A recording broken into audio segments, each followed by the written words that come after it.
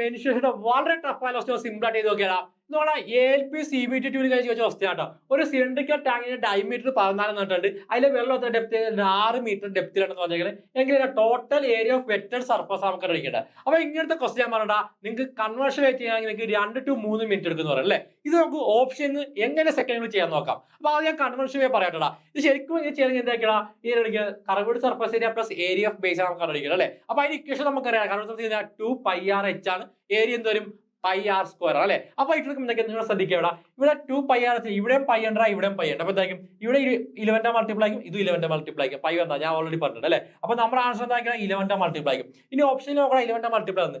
4 + 2 6 - 1 5, therefore 11 multiply അല്ല. 4 + 6 10 - 1 9, therefore അത് 11 multiply അല്ല. 4 + 4 8, 8 - 1 7, അത് 11 മൾട്ടിപ്ലൈ അല്ല. 4 + 8 എത്ര 12 - 1 എത്ര 11, അത് 11 മൾട്ടിപ്ലൈ ആണ്.